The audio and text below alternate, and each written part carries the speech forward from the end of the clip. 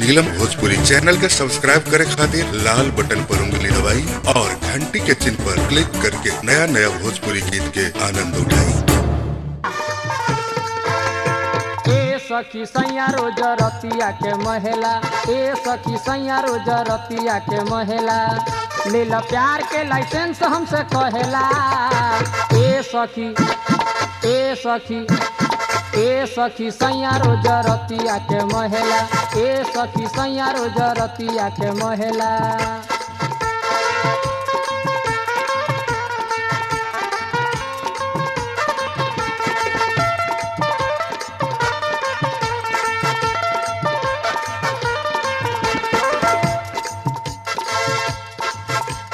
हंसी हंसी बोले से जिया पर, चुमा लेला दुनू गलिया पर।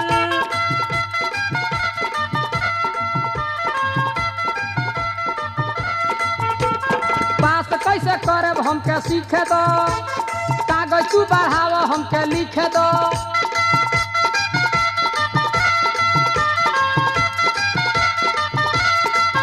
कहे सगरो सियाही हमार बहेला। सखी ए सखी ए सखी सैया रोज रतिया के महिला, ए सखी सैया रोज रतिया के महिला, ले लो प्यार के लाइसेंस हमसे कहेला।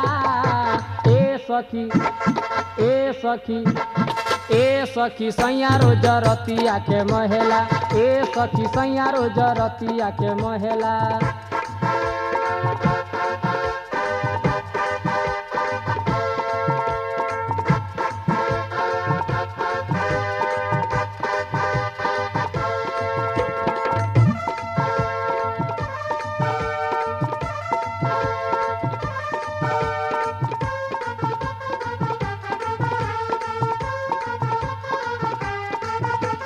जोर से दबा देला कलमिया, चर चर करेला पलंगिया।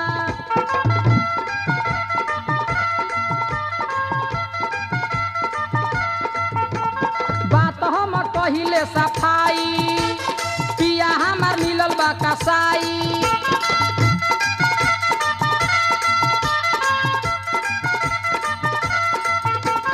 जोर से दबा देला कलमिया, चर चर करेला पलंगिया। बात हम कहिले सफाई, पिया हमार मिलल बा कसाई। जब देखी पापी छतिए पर चढ़ेला। ए सखी ए सखी ए सखी सैया रोज रतिया के महिला, ए सखी सैया रोज रतिया के महिला, ले लो प्यार के लाइसेंस हमसे कहेला। ए सखी ए सखी ए सखी सैया रोज रतिया के महिला, ए सखी सैया रोज रतिया के महिला।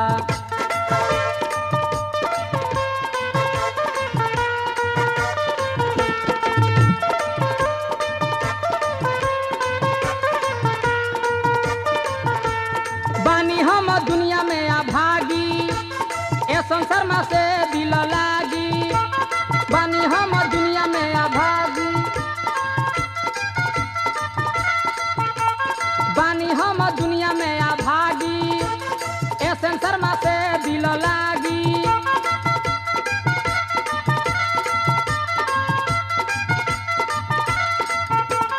कैसे के सखी बताई, राधे श्याम पर गई नीलो भाई।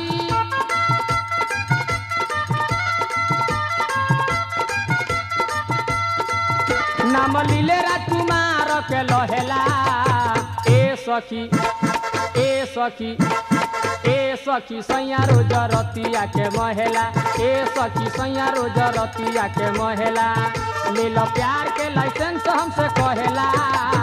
ए सखी ए सखी ए सखी सैया रोज रतिया के महिला, ए सखी सैया रोज रतिया के महिला, ए सखी सैया रोज रतिया के महिला, ए सखी सैया रोज रतिया के महिला, ए सखी सैया रोज रतिया के महिला, ए सखी सैया